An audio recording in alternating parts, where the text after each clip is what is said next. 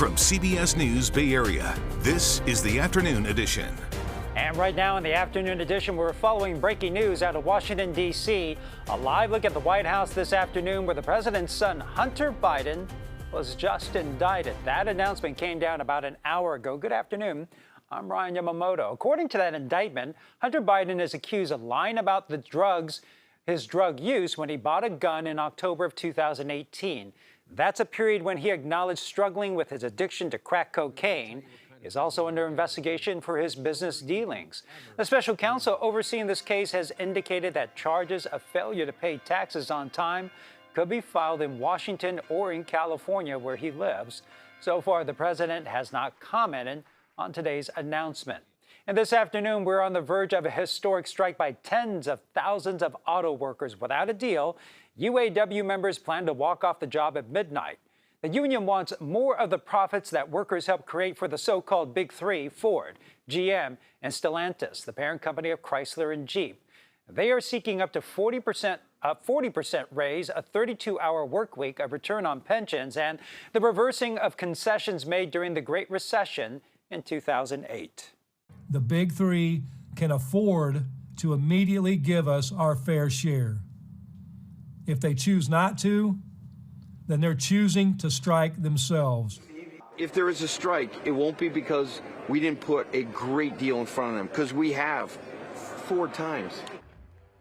Economists say even a 10-day strike of the Big Three would cost the economy $5.6 billion, nearly $1 billion of that being lost wages by auto workers.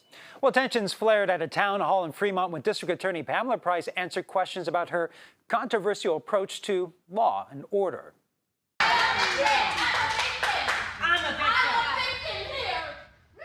This happened inside of a church last night. Among the attendees was Virginia Nishida. She's the widow of Kevin Nishida, the security guard who was shot and killed in Oakland 2 years ago while protecting a news crew. Virginia says she has been begging for a meeting with Pamela Price. But what about us? And what about my family? What about the victims of this crime? We got the reporter, we got the cameraman, we got the person standing next to Kevin, and of course, I'm the voice for Kevin. We are in contact communication with victims across the board. I can't believe she said that. In Los Angeles, Kevin Nishida. and it was important. Price answered pre-submitted questions and explained her priorities, mental health for those incarcerated, and programs for young people.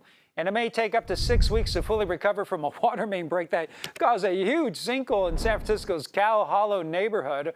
Over the weekend, a water main that was more than 70 years old that ruptured. That sent water and debris onto Fillmore and Green Streets. And yesterday, crews actually stabilized the sinkhole. But the city says water, sewer, and gas pipelines will all need to be replaced. Okay, let's check in with First Alert meteorologist Jessica Birch. And Jessica, I know we're still in summer right now, but it feels like fall is already knocking on our door. It almost feels like fall. Exactly. You said it perfect. And it's crazy to see that sinkhole too. That's just around my neighborhood. I had to walk around that to get to my Soul Cycle class yesterday. Now let's take a live look outside right now from our windows down in the Santa Clara Valley. Blue skies for us currently all throughout the Bay Area, at least in the Santa Clara Valley. We're still dealing with that marine layer, at least closer to the coast.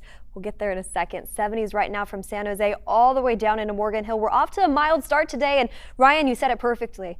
It feels a little bit more like fall, and it's perfect. I mean, Half Moon Bay is right there sitting at 63 degrees. There's the pumpkin patches down there. It's starting to feel like it all throughout the Bay Area.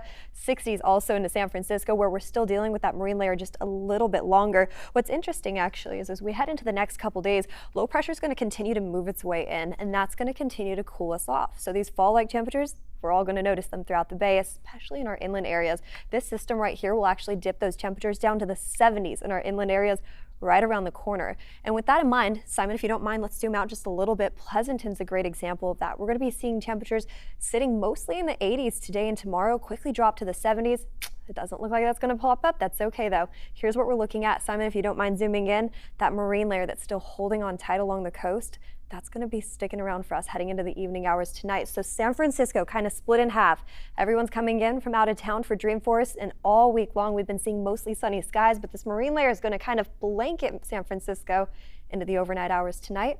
We're going to continue to keep a close eye on that, and that's going to wake us up tomorrow. We're going to have more on that in a bit, but for now, back to you, Ryan. All right, thanks, Jess. It's the final day of Dreamforce at San Francisco's Moscone Center, and the future of tech drew huge crowds to the city where there were concerns the event could get pulled out of San Francisco if it's impacted by homelessness and drug use. But attendees we've spoken to so far say, so far, so good.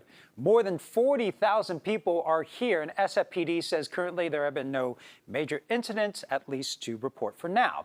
Now the big topic at hand at this year's event, artificial intelligence. We've talked about AI being used in business, entertainment. Now we're talking about implementation in education. Our Sean Chitness is at Stanford University, where AI is being shaped as a valuable tool.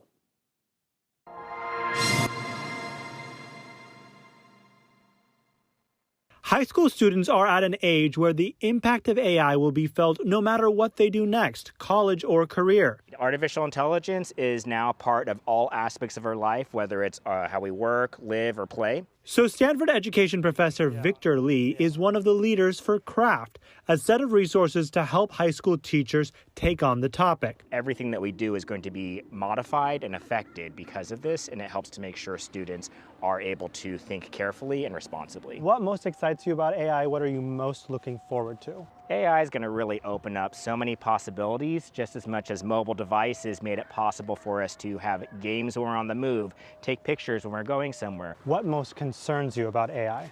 I'm concerned that AI is not seen realistically in terms of being a tool that is really just a pattern recognizer or pattern matcher. CRAFT has lesson plans on different aspects of AI on its website right now. For high school students, the issues created by this technology could be immediate, affecting the videos they see and the music they listen to, as well as software like face recognition and other forms of identification. Those are issues that students should be thinking about now, especially in high school, about matters of privacy and what kinds of data they want to have out there. And PG&E customers may face another round of price hikes. This comes after the major rate hike last winter. They claim they need more support reducing wildfire risk, but the California Public Utilities Commission says PG&E could prevent wildfires for billions of dollars less than they proposed. The PUC is slated to make a final decision on how high the rates will be sometime in November. And a fire in San Francisco's Mission neighborhood destroyed, well, this building. It happened overnight on Mission Street. Crews were able to quickly get it under control. No one was inside at the time that fire broke out. The cause now under investigation.